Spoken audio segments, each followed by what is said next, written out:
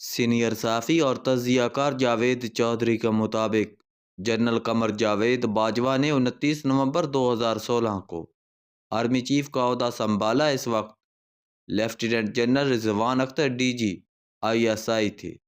انہیں اس عہدے پر ابھی 2 سال ہوئے تھے۔ یہ 7 نومبر 2014 کو جنرل ظہیر الاسلام کے بعد DG بنے تھے۔ ان کی تقرری وزیر اعظم میاں نواز شریف نے کی تھی، لیکن وزیر اعظم پاناما اور ڈان لیکس کی وجہ سے ان سے خوش نہیں تھے، لہٰذا انہوں نے جنرل باجوہ سے پہلی ملاقات میں جنرل رضوان اختر کی جگہ جنرل نوید مختار کو DGI لگانے کی فرمائش کر دی۔ لیفٹیننٹ جنرل نوید مختار نواز شریف کے رشتہ دار تھے۔ یہ مریم نواز کے سمدی چودھری منیر کے بھانجے ہیں اور ان کے والد بریگیڈیئر مختار بھی فوج میں تھے۔ جنرل باجوہ نے نواز شریف کی سفارش مان لی۔ انہوں نے جنرل رضوان اختر کو NDU بھجوا دیا اور وزیر اعظم نے لیفٹیننٹ جنرل نوید مختار کو DGI تعینات کر دیا۔ تاہم آرمی چیف نے میجر جنرل فیض حمید کو DGC مقرر کر دیا۔ DGC آرمی چیف اور DGI کے بعد اسٹیبلشمنٹ میں تیسرا اہم ترین عہدہ ہوتا ہے۔ جنرل فیض حمید کے سسر بریگیڈیئر محمد فاروق جنرل باجوہ کے سسر میجر اعجاز امجد کے دوست تھے، لہٰذا جنرل باجوہ اور جنرل فیض دونوں ایک دوسرے کے فیملی فرینڈ ہیں۔ ہم آج جنرل فیض حمید سے لاکھ اختلاف کریں، لیکن ان میں ایک کمال کی خوبی ہے، یہ ڈیلیوری ایکسپرٹ ہیں۔ انہیں جو کام سونپ دیا جائے یہ وہ کام ریکارڈ مدت میں مکمل کرتے ہیں اور اس کا ملبہ بھی صاف کر دیتے ہیں۔ اسٹیبلشمنٹ میں سیاستدانوں اور سیاسی پارٹیوں سے صرف DGI اور DGC رابطہ کرتے ہیں۔ جنرل رضوان اختر نے اپنے دور میں MQM کو فارغ کر کے اس کے بطن سے 3 پارٹیاں پیدا کر دی تھی، لہٰذا یہ اس زمانے میں MQM ایکسپرٹ سمجھے جاتے تھے۔ یہ NDU چلے گئے لیکن MQM سے ان کا رابطہ برقرار رہا۔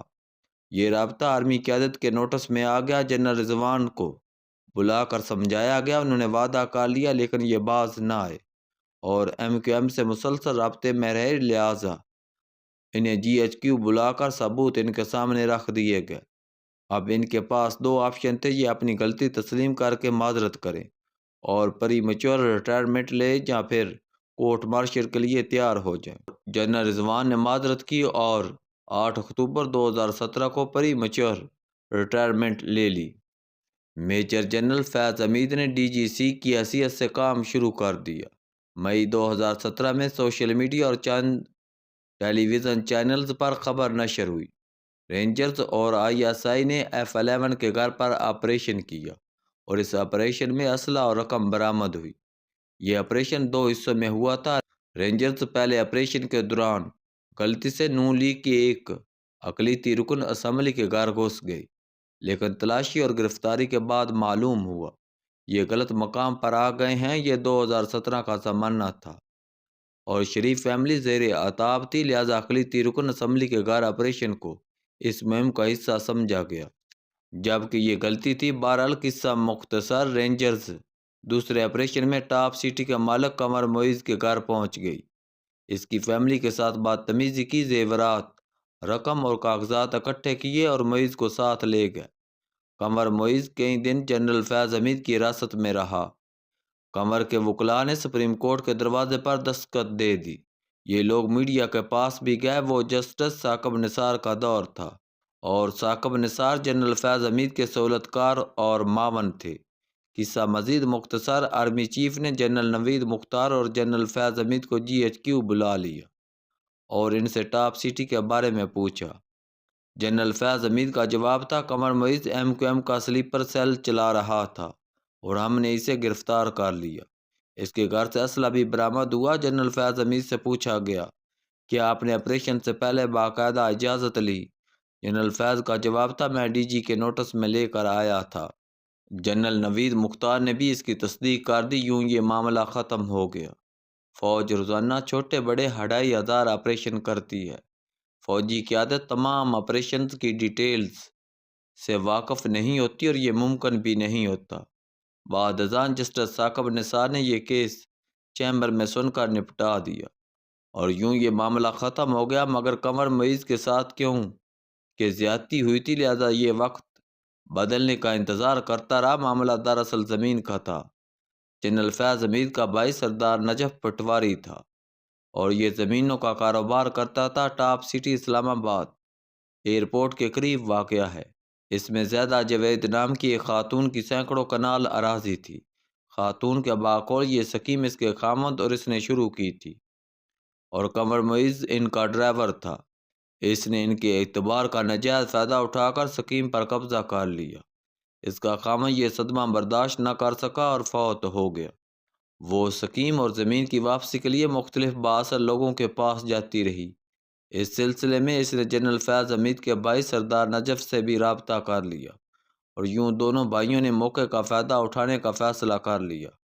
قمر معیز اردو سپیکنگ ہے اور اس کا تعلق کراچی سے ہے، لہذا اسے MQM کا سلیپر سیل قرار دے کر اس کے گھر چھاپہ مار دیا گیا، اور اس میں دونوں بھائی 400 تولے سونا، ہیرے، قیمتی گھڑیاں اور رقم کھا گئے اور اس سے زمین بھی ہتھیا لی۔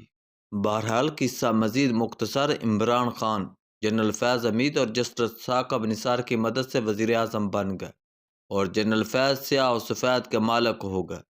جنرل عاصم منیر DGI بن گئے، لیکن عمران خان بات جنرل فیض کی مانتے تھے۔ جنرل فیض نے سازش کر کے جنرل عاصم منیر کو ہٹوا دیا، اور ان کے بعد عمران خان نے انہیں DGI بنا دیا، جس کے بعد جنرل فیض حمید حکومت کے ماتحت نہ رہے، بلکہ یہ خود حکومت بن گئے اور وزیر اعظم، کابینہ، عدلیہ اور پارلیمنٹ کو چلانے لگے۔ انہوں نے پارلیمنٹ چلانے کی ذمہ داری اپنے ایک پرانے دوست اور ساتھی کرنل لیاقت کو سونپ دی۔ کرنل لیاقت نے پارلیمنٹ ہاؤس میں دفتر بنایا اور یہ حکومت اور اپوزیشن دونوں کو چلانے اور درانے لگے۔ اس پر ایک بار شاہد خاقان عباسی نے اعتراض کرتے ہوئے کہا تھا، حکومت اپنے اور ہمارے ارکان کو ایک ہی کرنل کے ذریعے مینج کر رہی ہے، یہ ہمارے ساتھ زیادتی ہے، لہذا ہمارے لیے الگ کرنل کا انتظام کیا جائے۔ قصہ مزید مختصر۔ جنرل فیض نے first lady Bushra be be کو بھی شیشے میں اتار لیا، اور یہ بھی ان پر اندھا دھند اعتماد کرنے لگی۔ جنرل فیض حمید نے اس دوران ایک دلچسپ پلان بنایا۔ انہوں نے جنرل باجوہ کو ایکسٹینشن کے لیے تیار کیا۔ اس کی وجہ یہ تھی کہ جنرل باجوہ کو 3 سال ملنے کے بعد جنرل فیض حمید آرمی چیف کی دوڑ میں شامل ہو سکتے تھے۔ ان کا یہ منصوبہ کامیاب ہو گیا، جس کے بعد یہ وزیر اعظم اور فرسٹ لیڈی کے مزید قریب ہو گئے۔ ان کا خیال تھا وزیر اعظم جنرل باجوہ کے بعد انہیں آرمی چیف بنا دیں گے۔ یہ اس کے بعد نون لیگ اور پیپلز پارٹی کو جڑوں سے اکھاڑ دیں گے، ان کی قیادت کے خلاف فیصلے آئیں گے اور یہ ڈسکوالیفائی ہو جائیں گے۔ جنرل فیض 2024 میں عمران خان کو وزیر اعظم بنوائیں گے۔ وزیر اعظم انہیں ایکسٹینشن دیں گے اور یہ 2028 میں عمران خان کو فارغ کر کے مارشل لاء لگا دیں گے، اور یوں یہ صدر پیوٹن بن جائیں گے۔ یہ معاملہ اس سمت میں چل رہا تھا، لیکن پھر عمران خان کی حماقتیں سامنے آنے لگی۔ اس نے عالمی سطح پر ملک کے لیے مسائل پیدا کر دیے۔ فوج عوام میں بھی بری طرح بدنام ہو گئی۔ فوج کی سینئر قیادت کو جنرل فیض حمید کے پلان کی بھی بھنک بھی پڑ گئی، جس کی وجہ سے معاملات مزید خراب ہو گئے، اور فوجی قیادت نے جنرل فیض حمید کو GHQ واپس بلانے کا فیصلہ کر لیا۔ یہ عمران خان کو منظور نہیں تھا۔ انہوں نے شور شروع کر دیا۔ انہیں بتایا گیا جنرل فیض جب تک 1 سال کور کمانڈ نہ کر لیں، یہ آرمی چیف کے لیے کوالیفائی نہیں ہو سکتے۔ عمران خان نے اس کے جواب میں کہا، آپ ISI کو کور ڈکلیئر کر دیں۔ انہیں بتایا گیا یہ ممکن نہیں۔ خان کا جواب تھا، ہم نے آپ کو ایکسٹینشن دینے کے لیے قانون بدل دیا تھا، آپ بھی اب جنرل فیض اور ہمارے لیے آرمی ایکٹ میں تبدیلی کر دیں۔ اس جواب کے بعد آرمی چیف اور وزیر اعظم کے درمیان تلخ کلامی ہو گئی۔ معاملہ نو ریٹرن تک پہنچ گیا۔ بہرحال قصہ مزید مختصر۔ جنرل فیض کو پشاور کا کور کمانڈر بنا دیا گیا، اور جنرل ندیم انجم ان کی جگہ آ گئے۔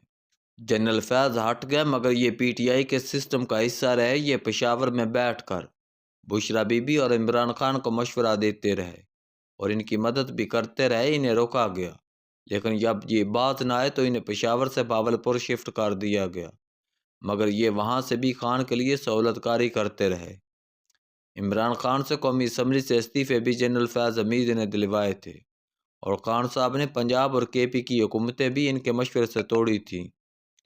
جنرل عاصم منیر کی تقرری رکوانے کے لیے لانگ مارچ کا مشورہ بھی جنرل فیاض نے دیا تھا۔ پی ٹی آئی کی سوشل میڈیا ٹیم کو بھی یہ ہینڈل کر رہے تھے۔ انہوں نے سعودی شاہی خاندان کو جنرل عاصم منیر کے عقائد کے بارے میں بھی غلط اطلاعات دی تھی۔ تاہم اس کے باوجود general Asim Munir army chief تعینات ہو گئے، جس کے بعد جنرل فیاض نے ریٹائرمنٹ لے لی، لیکن انہوں نے پی ٹی آئی کی سہولت کاری سے ریٹائرمنٹ نہ لی۔ یہ انسائیڈر تھے، لہذا یہ فوج کی اعصابی نظام سے واقف تھے۔ یہ جانتے تھے فوج کس چیز سے زیادہ متاثر ہوتی ہے، لہذا انہوں نے اسے اعصابی نظام پر حملے شروع کر دیے۔